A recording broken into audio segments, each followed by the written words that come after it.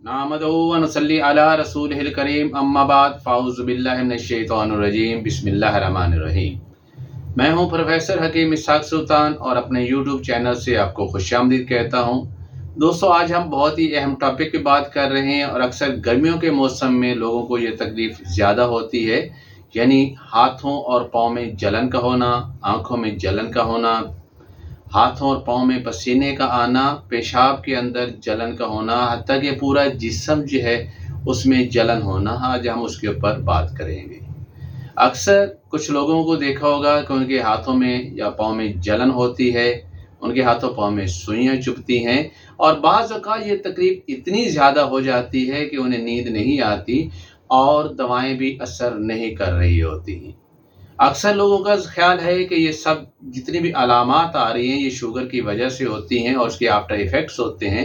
लेकिन आज की वीडियो में आपको मैं ये बताऊंगा कि इसके अलावा भी बहुत सारी ऐसी वजूहात हैं जिनकी वजह से हाथों पाँव में जलन हो सकती है।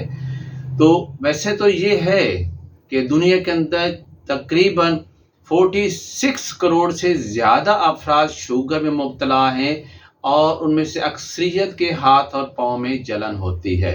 इसलिए लोगों का ज़हन में जब भी ये ख्याल आता है कि उन्हें हाथों और पाँव में जो जलन हो रही है वो शुगर की वजह से ही होती है।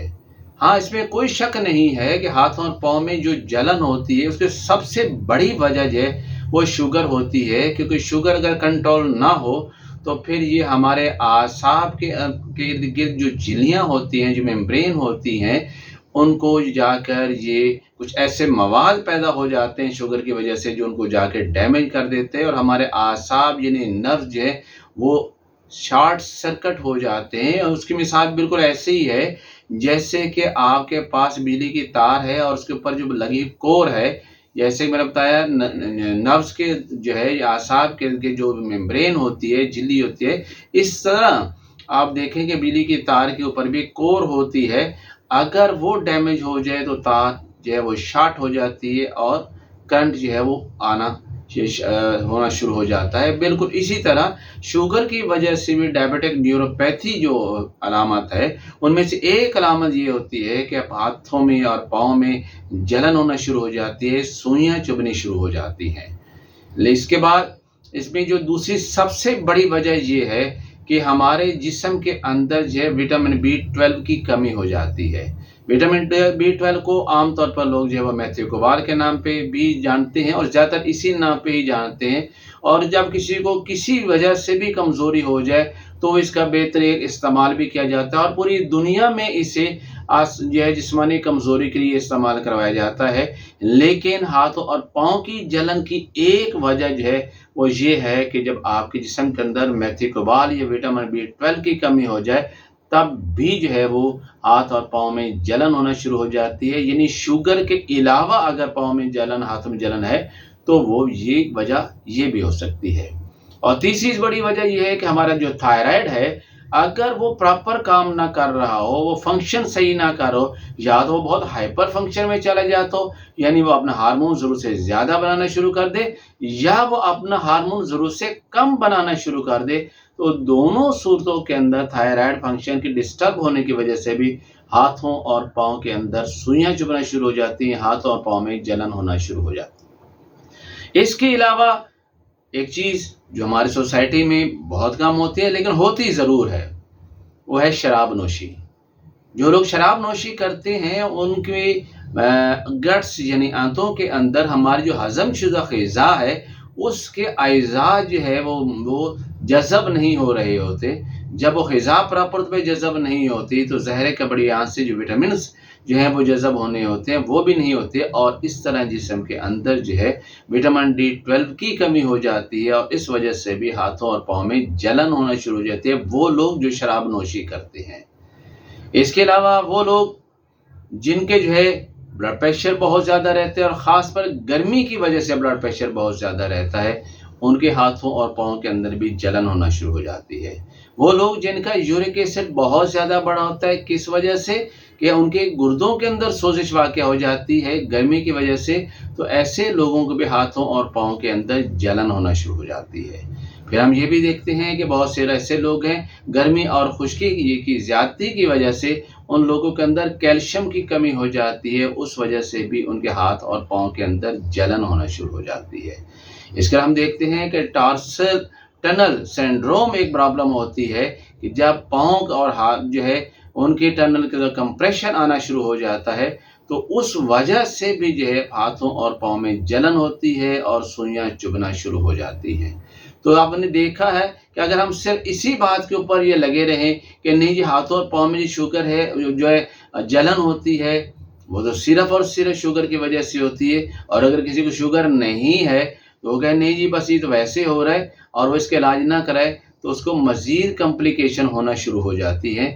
تو یہ اس کے آج بتانے کا مقصد یہ ہے، اس میں کوئی شک نہیں ہے کہ دنیا میں تک 46 یعنی 46 کروڑ سے زیادہ جو ہے افراد جو ہیں وہ شوگر میں مبتلا ہیں، اور اس وجہ سے ان کے ہاتھ اور پاؤں جلتے ہیں، اس میں کوئی شک نہیں ہے۔ لیکن کروڑوں افراد ایسے بھی تو ہیں جن کو شوگر نہیں ہے اور اس وجہ سے بھی ان کے ہاتھ اور پاؤں میں جلن ہوتی ہے، ان کی جو ہے وہ پیشاب کے اندر جلن ہونا شروع ہو جاتی ہے، ان کے ہاتھ اور پاؤں میں پسینہ آنا شروع ہو جاتا ہے۔ تو ہمیں کبھی بھی اسی ایک چیز کے اوپر جو ہے وہ نہیں کھڑا ہونا کہ نہیں جی شوگر ہوگی تو ہاتھ اور پاؤں میں جلن ہوگی، ادروائز جلن نہیں ہوگی۔ لیکن حقیقت یہی ہے، یہ وہ میرے آبزرویشنز ہیں جو میرے ڈیلی پریکٹس کے اندر میں پیشنٹ آتے ہیں اور جن کے جو ہاتھ اور پاؤں میں جلن ہوتی ہے، ان کو پسینہ آ رہا ہوتا ہے اور ان کے پیشاب کے اندر بھی بہت زیادہ جلن ہوتی ہے، ان کا یورین یہ وہ بہت زیادہ ڈارک یلو ہو رہا ہوتا ہے، تو ان میں شوگر نہیں ہوتی لیکن باقی علامات اس کے اندر یہ موجود ہوتی ہیں۔ اس لیے ضروری ہے کہ آپ کے اگر ہاتھ اور پاؤں میں جلن ہو رہی ہے تو سب سے پہلے اپنے کسی قابل حکیم کو جا کے چیک کروائیے، وہ آپ کی تشخیص صحیح کرے گا۔ وہ چونکہ ہمارے تشخیص کے اپنا پیرامیٹرز ہوتے ہیں، ہم مریض کی نبض دیکھتے ہیں، اس کا یورین کو دیکھتے ہیں، اس کے کلر کو، اس کی کوانٹٹی کو دیکھتے ہیں، ہم مریض کی زبان کو دیکھتے ہیں، اس کے آنکھوں کو دیکھتے ہیں، اس کی اسکن کے کلر کو دیکھنے کے بعد ہم یہ تشخیص کرتے ہیں کہ یہ بیماری جو ہے وہ جو میں نے آپ کو وجوہات بتائی ہیں ان میں سے کس وجہ سے ہو رہی ہوتی ہے۔ جب تشخیص ہو جاتی ہے تو طب قدیم یعنی طب یونانی یا نظر مورد اعضاء کے مطابق یہ ہے کہ یہ مرض جو ہے وہ گرمی اور خشکی کا ہوتا ہے۔ اگر ہم گرمی اور خشکی کو اعتدال پہ لانا چاہتے ہیں تو ہم ایسی ادویات کا استعمال کرواتے ہیں جن کا مزاج جو ہے وہ تر اور سرد ہوتا ہے۔ ضروری نہیں ہے کہ آپ ادویات وغیرہ کا استعمال کریں، آپ غذائیں وغیرہ بھی لے سکتے ہیں صفرا کی زیادتی کو منیمائز کرنے کے لیے۔ جیسے ہی صفرا اعتدال میں آتا ہے یعنی گرمی اور خشکی اعتدال میں آنا شروع ہو جاتی ہے تو آپ دیکھتے ہیں کہ آپ کے ہاتھوں اور پاؤں کی جلن ختم ہو جاتی ہے۔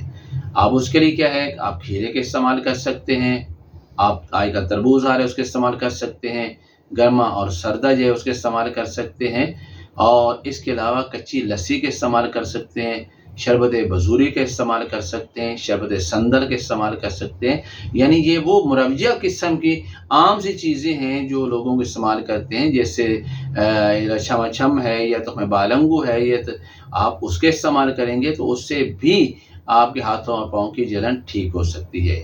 اگر میں اب آپ اس کے لیے ایک فارمولہ بتانا چاہوں تو آپ وہ نوٹ کر لیجئے گا، چونکہ گرمی کا موسم ہے اور اکثر لوگوں کو یہ بیماری ہو جایا کرتی ہے کہ ہاتھوں اور پاؤں میں جلن ہوتی ہے اور وہ بہت زیادہ پریشان ہوتے ہیں، بیچاروں کے لیے سونا بہت مشکل ہو جاتا ہے کہ تب بھی ان کے پاؤں کا جلن ہو رہی ہوتی ہے، وہ کچھ لکھ پڑھ نہیں سکتے کیونکہ ہاتھوں میں پسینہ آ رہا ہوتا ہے۔ تو اس کے لیے بڑا سادہ سے ایک فارمولہ ہے جو میں ایسے مریضوں کو استعمال کرواتا ہوں، تو الحمدللہ وہ سارے کے سارے مریض جو ہے وہ چند دنوں کے اندر اس کے استعمال سے ٹھیک ہو جاتے ہیں۔